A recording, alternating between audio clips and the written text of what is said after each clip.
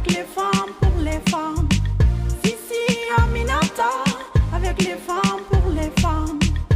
Femmes et paix, femmes et foyer. Femmes au cœur du développement économique et social.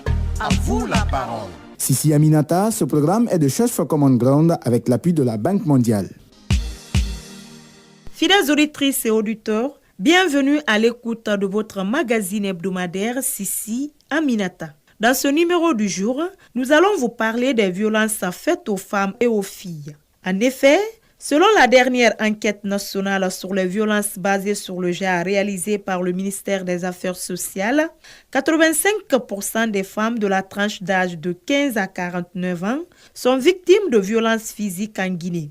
Des violences qui se manifestent sur plusieurs formes, à savoir le viol, les mutilations génitales féminines, le mariage forcé, le harcèlement sexuel, les maltraitances domestiques ou conjugales pour ne citer que celles-là. Toutes ces violences ont des conséquences néfastes sur la santé de la femme et peuvent également empiéter sur l'émancipation et l'épanouissement de la femme. Tout au long donc de cette émission, nous allons voir quels peuvent être les méfaits de cette pratique sur le développement socio-professionnel de la femme. Bienvenue à ceux qui viennent de nous prendre en marche dans ce magazine.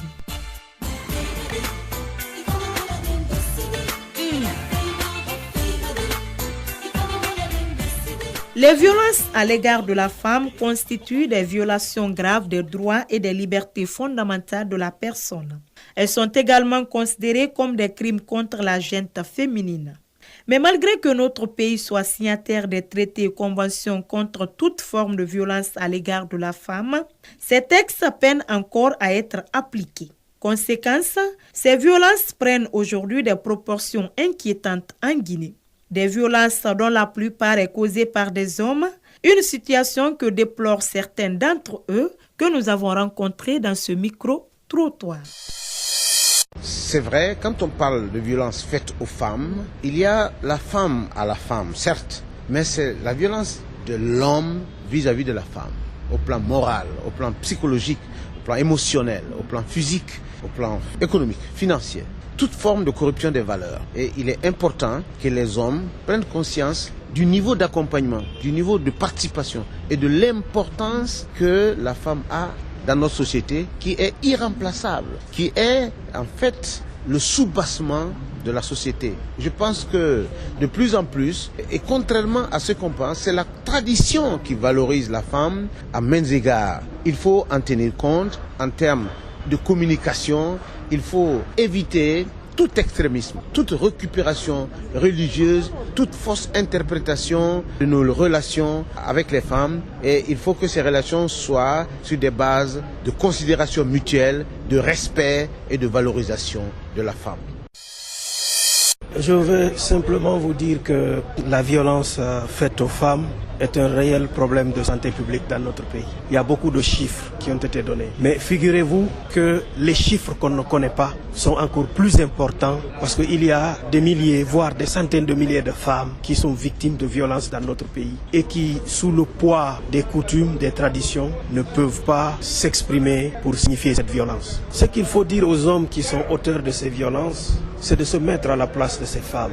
Lorsque vous battez une femme, vous lui causez des blessures, vous portez atteinte à sa dignité, à sa personnalité. En tant qu'homme, mettez-vous à sa place. Si une femme ou un autre homme plus fort que vous, vous battez de la même manière, vous causez les mêmes blessures, dans quel état seriez-vous? Que ces hommes se remettent en question.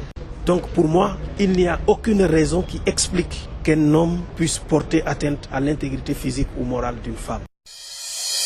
La souffrance de la femme, c'est en réalité la souffrance de l'humanité. C'est pourquoi j'ai chanté une chanson qui s'appelle La Guinéenne. Tout développement, tout ce que nous faisons ne pourra pas se faire sans les femmes, sans nos mamans. Alors la violence, c'est un fléau qu'il faut bannir.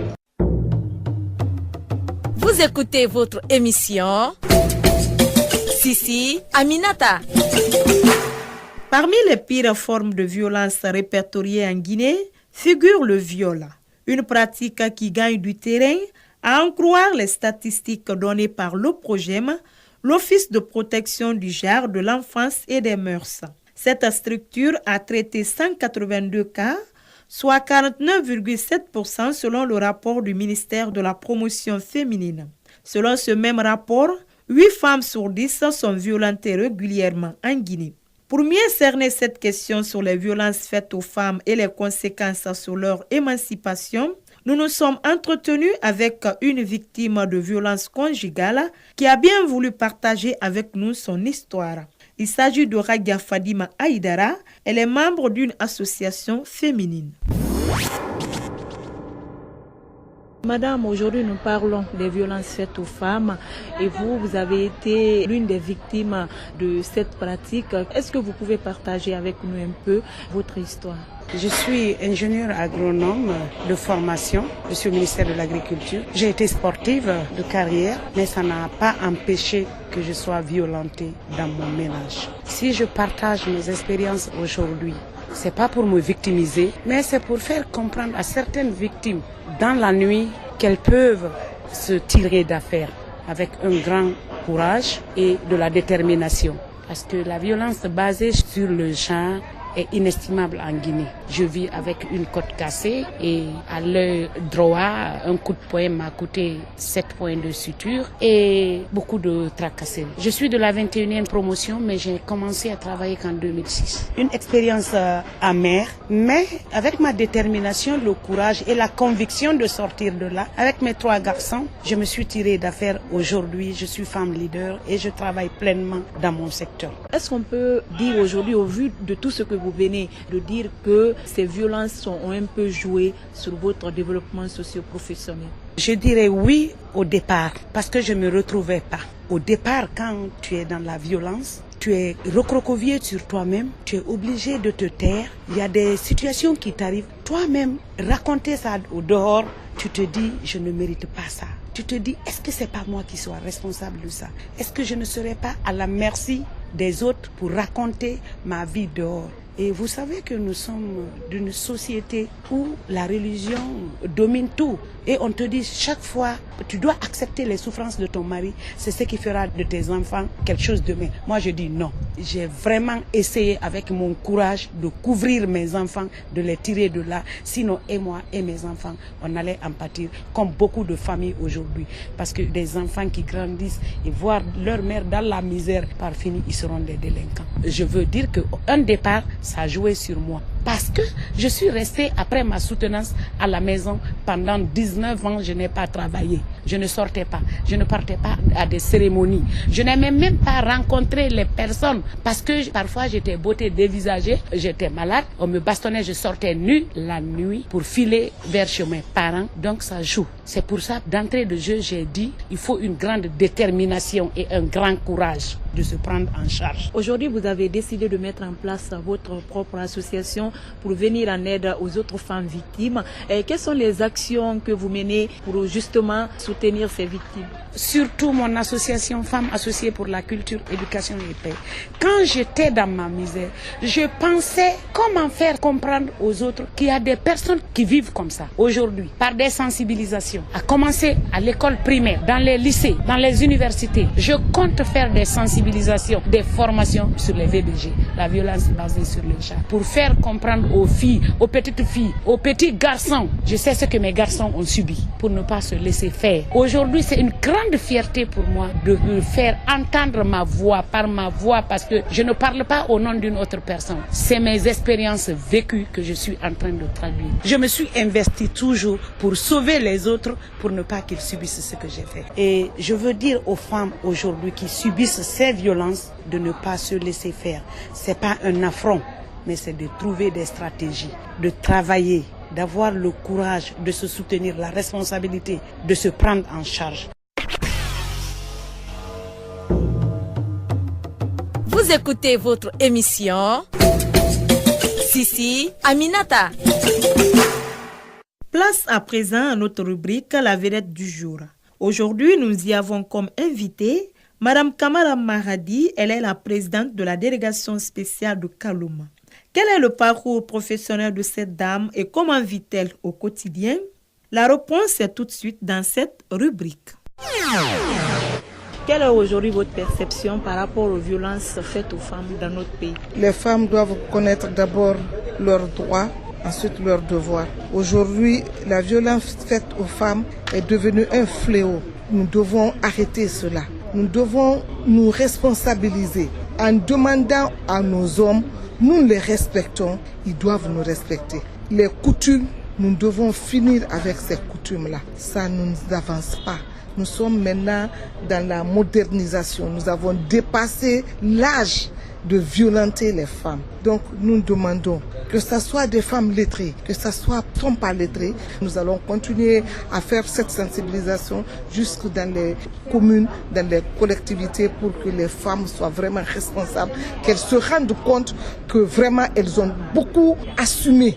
Donc vraiment, elles doivent désormais se prendre en charge. Nous demandons aux hommes d'avoir pitié des femmes, de comprendre la fragilité des femmes pour qu'elles ne soient vraiment pas violentées. Madame, nous allons un peu parler de vous. Qu'est-ce qu'on peut retenir sur votre parcours professionnel? J'ai fait la microbiologie. J'ai soutenu mes thèses sur le contrôle de qualité des farines stockées dans les magasins le 26 mars 1986. De là, je suis allée comme professeur de biologie au collège Château d'Eau. Là, j'ai fait 10 ans en classe. Et en 1996, j'ai été primée meilleure enseignante. Ma directrice Radja Djenabou Sampil a dit bon, il faut continuer à féliciter, à récompenser cette brave femme en me nommant chargée des examens.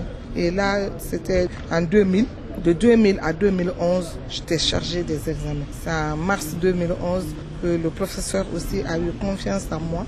À travers les femmes, au moment où on me choisissait d'être la présidente de la délégation spéciale de Kaloum, j'étais en France auprès de ma fille. À mon insu, les femmes ont dit nous voulons Madame Maradi Kamara. Vous êtes à la tête de la commune de Kaloum. Qu'est-ce que cela vous procure comme sentiment en tant que femme? C'est un sentiment de joie, de fierté. Je suis à l'écoute de cette population. Je fais le meilleur de mes sentiments. Je fais ce que je peux faire à cette population. Ça n'a rien à voir avec mon devoir conjugal. C'est vrai que je suis une femme, mais pas une femme qui se laisse faire.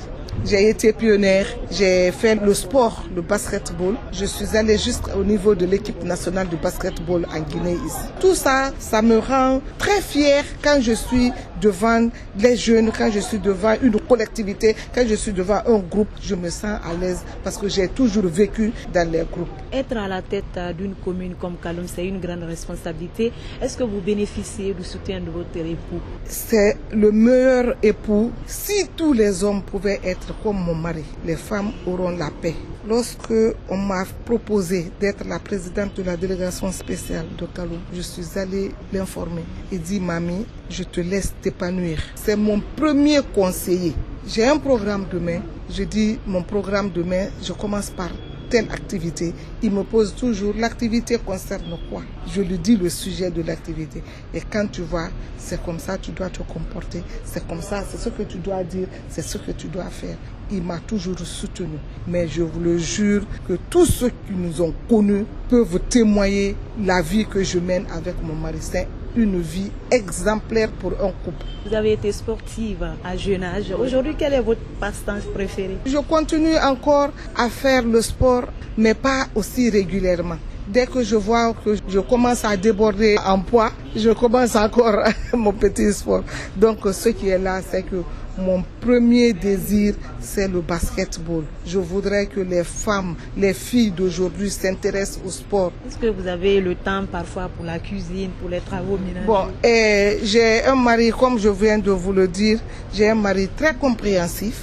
Je prépare les dimanches. Parfois, je prépare 3 différentes sauces que je mets dans les bols bien fermés. Chez moi, il n'y a pas de filles ni de garçons. Les premiers venus, sauf mon mari, ne fait pas ma cuisine.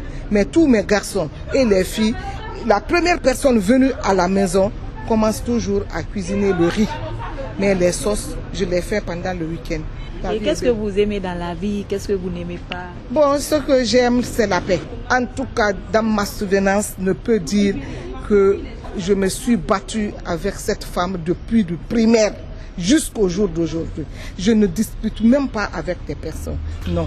Dieu fait que je suis toujours là à l'écoute des personnes. Et quand tu es fâché, je cherche à voir le motif qu'est-ce qu'il ne va pas, qu'est-ce que j'étais fait, on solutionne directement. Maintenant, ce que je n'aime pas, c'est vraiment l'injustice.